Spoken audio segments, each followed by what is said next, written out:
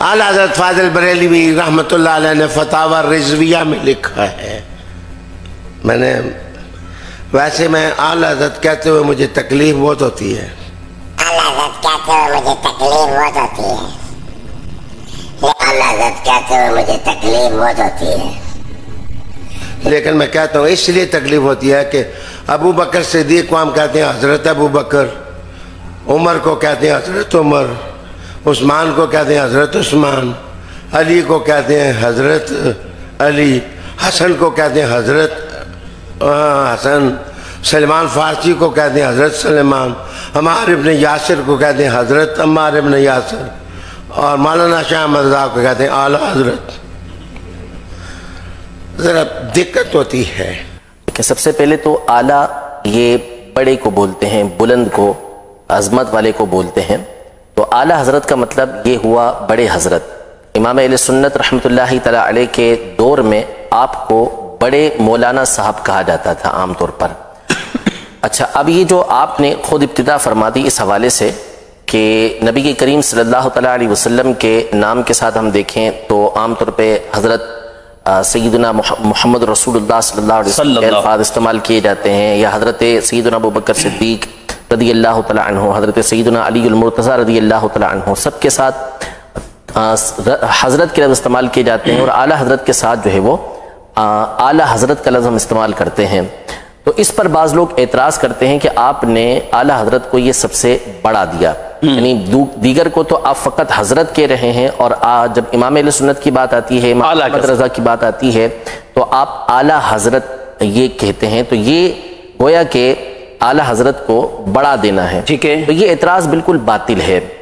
اصل یہ ہے کہ اول تو میں آپ کو اس کے کچھ الزامی جوابات عرض کر دوں کہ ایسے الفاظ جو ہوتے ہیں وہ عمومی طور پہ لقب کے طور پہ استعمال ہوتے ہیں، ٹھیک ہے؟ اور جب لقب استعمال ہوتا ہے تو اس میں اس کے یہ نہیں ہوتا کہ استغراقی، یعنی اس کے تمام افراد یہاں پر مراد ہوں، بلکہ ایک مخصوص طبقہ وہاں پر مراد ہوتا ہے۔ اس کی مثال لیجئے، مثال کے طور پر حضرت سیدنا حسن مجتبی رضی اللہ تعالیٰ عنہ جو نبی کریم صلی اللہ تعالیٰ علیہ وسلم کے نواسے ہیں اور جنتی نوجوانوں کے سردار ہیں، لیکن جب ہم ان کا نام لیتے ہیں تو ہم کہتے ہیں سیدنا امام حسن مجتبی، ٹھیک ہے؟ امام حسین رضی اللہ تعالیٰ عنہ صحیح شہید کربلا، جنتی نوجوانوں کے سردار ہیں، لیکن کیا کہا جاتا ہے؟ امام حسین، ٹھیک ہے؟ امام محمد باقر رضی اللہ تعالیٰ عنہ اہل بیت اطہار میں سے ہیں، امام اعظم کے اساتذہ میں سے ہیں۔ امام جعفر صادق اہل بیت اطہار میں سے ہیں، امام اعظم کے اساتذہ میں سے ہیں۔ امام حسن بصری، امام ابن سیرین، امام مالک، امام شافعی، امام احمد بن حنبل۔ آپ تابعین کے نام کے ساتھ چلتے چلے جائیں کہ اکابر تابعین جو ہیں یا تبع تابعین جو ہیں یا ان کے بعد کے افراد ہیں تو ان کے ساتھ ہم بولتے ہیں امام۔ لیکن جب بات آتی ہے نعمان بن ثابت رحمۃ اللہ تعالیٰ علیہ، ابو حنیفہ رحمۃ اللہ تعالیٰ علیہ، تو ان کے نام کے ساتھ ہم بولتے ہیں امام اعظم۔ اعظم اور اعلیٰ کا معنی ایک ہی ہے، یعنی بڑے امام۔ تو اب کوئی یہ اعتراض کرے کہ یار آپ نے تو امام اعظم کو امام حسن مجتبی سے بڑھا دیا، امام حسین سے بڑھا دیا، حالانکہ ایسا کوئی بھی نہیں کہتا، ٹھیک ہے؟ یہ ایک مثال ہو گئی علمی اعتبار سے۔ اب مثال کے طور پر ایک اور مثال دنیاوی اعتبار سے، ہمارے جو قائد ہیں، ہمارے رہنما، سب سے بڑے رہنما کون ہیں؟ نبی کریم صلی اللہ تعالیٰ علیہ وسلم کی ذات گرامی۔ ہمارے قائد ہم یہ کہیں گے کہ ابو بکر صدیق رضی اللہ تعالیٰ عنہ ہیں، ہمارے قائد خلفائے راشدین ہیں، ہمارے قائد اہل بیت اطہار ہیں۔ ہم قائد کہتے ہیں کہ قائد اہل سنت فلاں قائد، فلاں قائد، فلاں قائد، لیکن جب محمد علی جناح صاحب کا نام آتا ہے تو ہم کیا کہتے ہیں؟ قائد اعظم۔ تو کیا قائد اعظم کہہ کے ہم نے ان کو نبی کریم صلی اللہ علیہ وسلم سے بڑا قائد بنا دیا؟ ہرگز ایسا نہیں۔ تو اصل یہ ہے کہ یہ جو لقب ہوتے ہیں، اس طرح کے جو الفاظ ہوتے ہیں، ان کو بولتے ہیں کہ یہ امور نسبیہ میں سے ہیں۔ امور نسبیہ کا مطلب یہ ہوتا ہے، جیسے مثال کے طور پر میں یہ کہوں کہ سب سے بڑے عالم جو ہے سجاد بھائی، مفتی سجاد صاحب ہیں، ٹھیک ہے؟ تو اب کوئی یہ کہے گا کہ کیا مفتی سجاد صاحب جن کو میں نے سب سے بڑا عالم کہا، تو یہ کیا مفتی قاسم صاحب سے بھی بڑے عالم ہیں؟ ظاہر سی بات ہے کہ ہم میں سے کوئی بھی نہیں کہے گا کہ مفتی قاسم صاحب سے بڑے عالم ہیں، بلکہ اس کا مطلب کیا ہوا کہ ہم جو یہاں پر افراد موجود ہیں، ہم میں سب سے بڑھ کر علم کے اندر یہ ہیں۔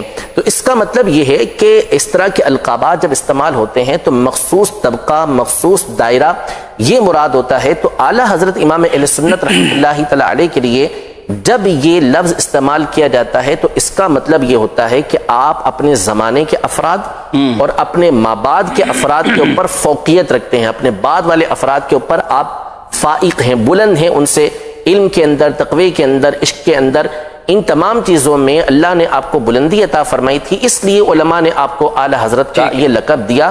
نعوذ باللہ اس کا مطلب یہ نہیں ہوتا کہ پچھلے جو بڑے بڑے اکابر گزرے ہیں ان کے اوپر اعلی حضرت رحمۃ اللہ تعالی علیہ کو فوقیت دی جا رہی ہے۔ قرآن مجید فرقان حمید میں اللہ تبارک و تعالی ارشاد فرماتا ہے یرفع اللہ الذین آمنوا منکم والذین اوتوا العلم درجات، کہ اللہ تبارک و تعالی تم میں سے ان لوگوں کے درجات کو بلند کرتا ہے جو ایمان والے ہیں، بالخصوص ان کے درجات کو بلند کرتا ہے کہ جو علم والے ہیں۔ تو امام اہل سنت علم کے اندر اپنے زمانے کے اندر سب سے فائق تھے، اس اعتبار سے بھی آپ کے درجات کے دوسروں سے بلند۔ قرآن پاک میں ایک اور مقام پہ اللہ تبارک و تعالی ارشاد فرماتا ہے وَأَنْتُمُ الْأَعْلَوْنَ إِن كُنْتُم مُؤْمِنِينَ، اگر تم ایمان والے ہو، مومن ہو تو تم ہی اعلیٰ ہو۔ تو اعلیٰ حضرت رحمۃ اللہ تعالی علیہ کامل ایمان والے تھے کہ آپ جب پیدا ہوئے اس کی جو تاریخ بنتی ہے وہ بنتی ہی یہی ہے کہ اللہ تبارک و تعالی نے ان کے دلوں کے اندر ایمان کو مضبوط کر ڈالا ہے۔ تو امام اہل سنت کامل مومن تھے، اس اعتبار سے بھی آپ کو اعلیٰ کہا جاتا ہے۔ تو نعوذ باللہ اس کا مطلب یہ نہیں کہ آپ پچھلوں سے بھی یعنی جو اکابر تابعین ہیں، جو صحابہ کرام علیہم رضوان ہیں، ان سے بھی اعلیٰ ہوں، ایسا نہیں، بلکہ اپنے ایک دائرے کار کے اندر اپنے بعد والوں کے اوپر آپ کو یہ الفاظ، یہ لفظ جب بولے جاتا ہے تو ان میں بلندی مراد ہوتی ہے، اور لقب جب دیے جاتے ہیں نا تو لقب سے ایک مخصوص شخصیت مراد ہوتی ہے، اس میں استغراق تمام کے تمام کو گھیر لینا یہ مراد نہیں ہوتا۔ ماشاءاللہ۔